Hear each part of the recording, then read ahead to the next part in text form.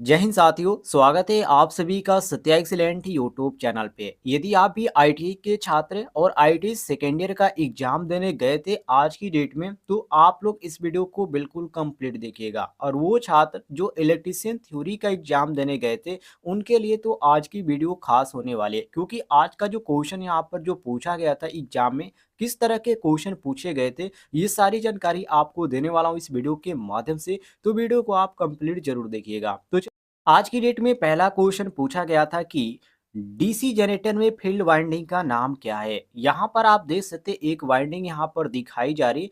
इसमें यहाँ पर पूछा जा रहा है कि इस वाइंडिंग को किस नाम से जाना जाता है। वाइंडिंग को आप ध्यान से देखेंगे तो आपको एक चीज यहाँ पर प्रतीत होगा। ये जो वाइंडिंग यहाँ पर शुरू की जा रही है, इधर से यहाँ पर शुरू की जा रही है और ऐसे यहाँ पर घुमाते हुए ऐसे राउंड किया हुआ आपकी वाइंडिंग ये जो है आ रही है इधर की। अब यहाँ पर बात करते हैं, ये तो कन्फर्म है कि आपका डीसी जनरेटर फील्ड है। अब इसमें जो वाइंडिंग की गई है, इस वाइंडिंग को नाम से जाना जाता है संचयी यौगिक जनरेटर, अर्थात cumulative compound generator. Option number जो यहाँ पर दिया गया हमारा डी ऑप्शन, ये क्वेश्चन के अनुसार हमारा बिल्कुल करेक्ट आंसर हो जाता है, मिला लीजिएगा।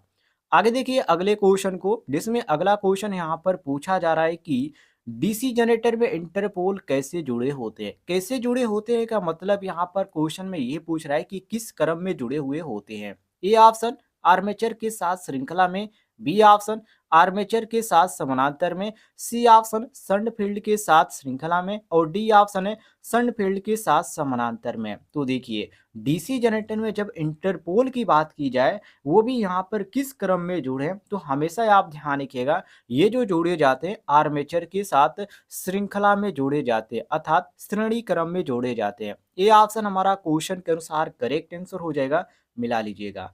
आगे देखिए अगले क्वेश्चन को, जिसमें अगला क्वेश्चन यहाँ पर पूछा जा रहा है कि जनरेटर का नाम क्या है यदि इसका क्षेत्र आर्मेचर के समानांतर जुड़ा हुआ है, तो उस जनरेटर का नाम पूछा जा रहा है। A option shunt generator, B option श्रेणी जनरेटर, सी ऑप्शन यौगिक जनरेटर, डी ऑप्शन स्व उत्तेजित जनरेटर। तो साथियों यहाँ पर सही होता है आपका ऑप्शन नंबर ए, बिल्कुल करेक्ट आंसर, जिसको शंट जनरेटर के नाम से जाना जाता है। सभी लोग ध्यान रखिएगा। आगे बढ़ते हैं अगले क्वेश्चन की ओर, जिसमें अगला क्वेश्चन आज की डेट में पूछा गया था कि एक जनरेटर में योक अवध्रुव के माध्यम से चुंबकीय सर्किट कैसे पूरा होता है। ए ऑप्शन क्षेत्र कुंडली के द्वारा, बी ऑप्शन आर्मेचर कोर के द्वारा, सी ऑप्शन पटलित पोल कोर के द्वारा और डी ऑप्शन है आर्मेचर वाइंडिंग कंडक्टर के द्वारा। तो साथियों यहाँ पर सही होता है ऑप्शन नंबर बी, आपका बिल्कुल करेक्ट आंसर, आर्मेचर कोर के द्वारा। बी ऑप्शन हमारा क्वेश्चन के अनुसार बिल्कुल करेक्ट आंसर हो जाएगा, मिला लीजिएगा।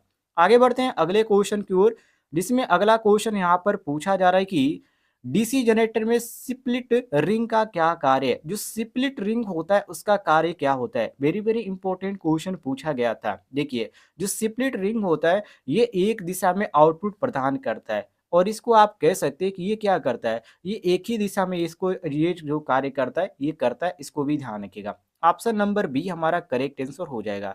आगे बढ़ते हैं अगले क्वेश्चन की ओर। ये सारे क्वेश्चन जो मैं आपको बता रहा हूँ, ये आईटीआई के छात्र जो आज की डेट में गए थे एग्जाम देने, जो उन्होंने बताया उसी के अनुसार मैं आपको क्वेश्चन बता रहा हूँ। आज की डेट में ये क्वेश्चन पूछे गए थे। अगला क्वेश्चन पूछा गया था कि डीसी शंट मोटर आर्मेचर द्वारा ली गई धारा की गणना करने का सूत्र क्या है। यहाँ पर दिया गया आई ए बराबर भी अपान आर ए, और यहाँ पर दिया गया आई ए बराबर ई बी अपान आर ए, और सी ऑप्शन देंगे आई ए बराबर V minus E B upon R A, और डी ऑप्शन देंगे आई ए बराबर V plus E B upon R A. देखिए यहाँ पर आपका सही होता है ऑप्शन नंबर सी, बिल्कुल करेक्ट आंसर हो जाता है आई ए बराबर V minus E B upon R A. जितने भी छात्र यहाँ पर सी ऑप्शन मारे होंगे उनका सी ऑप्शन बिल्कुल करेक्ट आंसर हो जाएगा। आगे बढ़ते हैं अगले क्वेश्चन की ओर, जिसमें अगला क्वेश्चन पूछा जा रहा है कि निरंतर गति ड्राइव के लिए किस प्रकार की डीसी मोटर का उपयोग किया जाता है। ए ऑप्शन डीसी श्रेणी motor, B option DC shunt motor, C option differential long shunt compound motor और डी ऑप्शन है differential long short shunt compound motor. तो साथियों यहाँ पर आपका सही हो जाता है ऑप्शन नंबर बी, जो कि DC shunt motor. B option हमारा क्वेश्चन के अनुसार करेक्ट आंसर हो जाएगा, मिला लीजिएगा। आगे बढ़ते हैं अगले क्वेश्चन पे, जिसमें अगला क्वेश्चन यहाँ पर पूछा जा रहा है कि किस प्रकार की डीसी आर्मेचर फ्रंट पिच पीछे की पिच से अधिक है। एक आपका होता है वाई एफ, एक आपका होता है वाई अप और एक जो होता है आपका वाई बी होता है।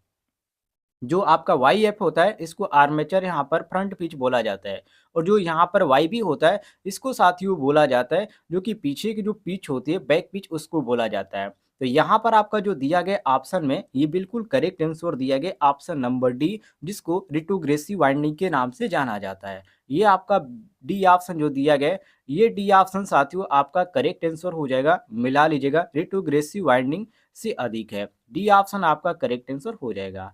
आगे बढ़ते हैं अगले क्वेश्चन की ओर, जिसमें साथियों अगला क्वेश्चन यहाँ पर पूछा जा रहा है कि वार्निशिंग से पहले नए रिबाउंड आर्मेचर को गर्म क्यों किया जाता है? गर्म किया जाता है, सही बात है, लेकिन क्यों किया जाता है?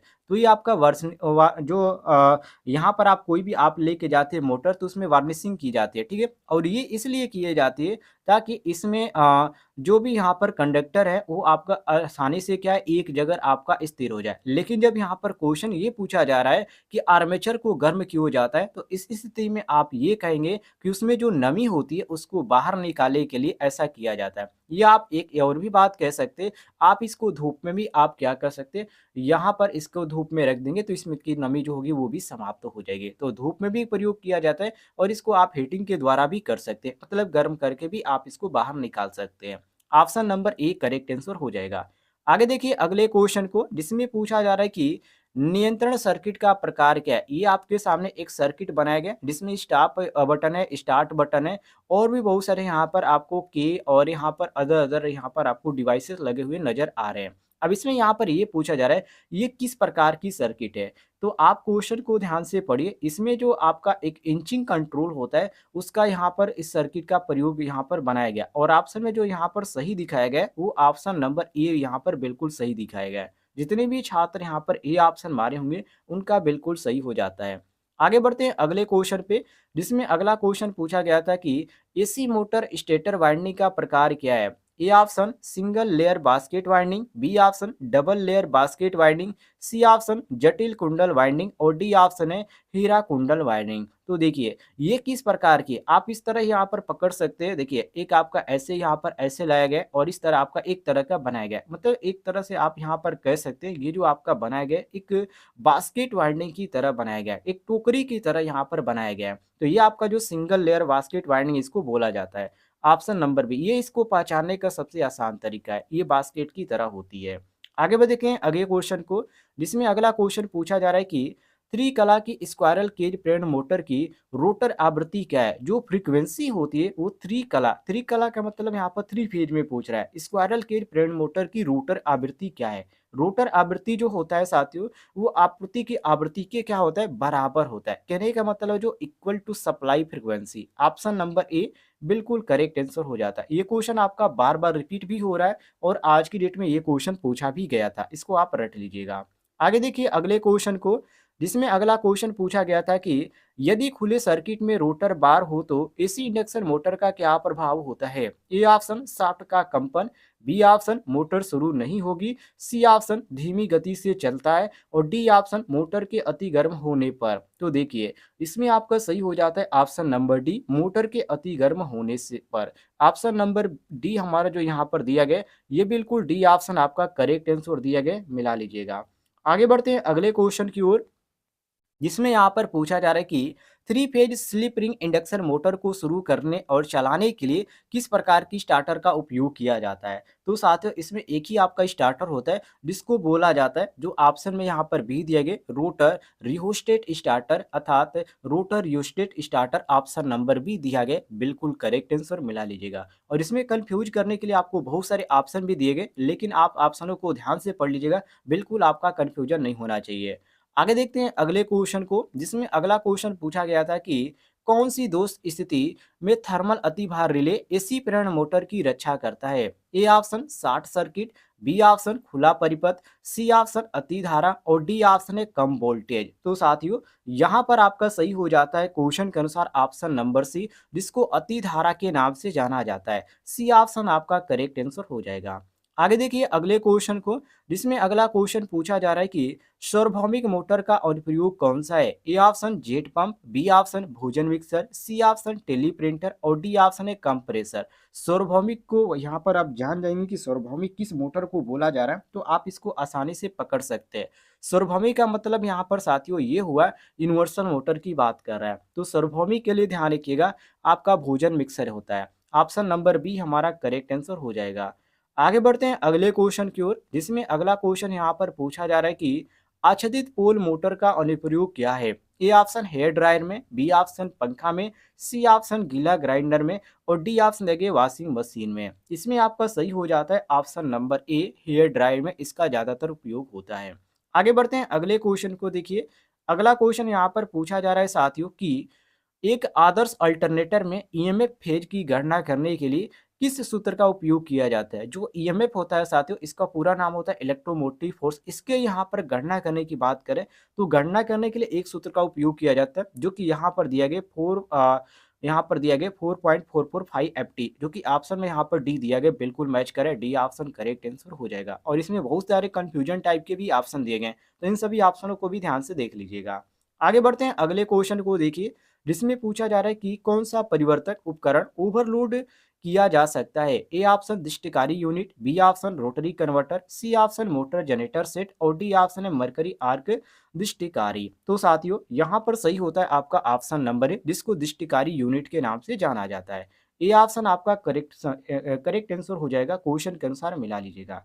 आगे बढ़ते हैं अगले क्वेश्चन को देखिए, जिसमें यहाँ पर पूछा जा रहा है कि तुल्यकालिक मोटर में डैम्पर वाइंडिंग का क्या कार्य है? जो डैम्पर वाइंडिंग होता है इसका एक ही कार्य होता है, इसमें सिंक्रोनस जो मोटर होता है उसको स्टार्ट करने के लिए इसका प्रयोग किया जाता है, डैम्पर वाइंडिंग, ध्यान रखिएगा। और ऑप्शन में जो सही आपका मैच करा है वो आपका ऑप्शन नंबर डी मैच करा है। ये क्वेश्चन आज की डेट में पूछे गए थे एग्जाम में। यदि आप ऐसे ही क्वेश्चन डेली प्राप्त करना चाहते हैं तो इस वीडियो के नीचे आपको एक रेड कलर का बटन दिखेगा सब्सक्राइब वाला, उसे जरूर दबाएं और बगल में घंटी वाला आइकन को दबाकर ऑल नोटिफिकेशन ऑन कर लें।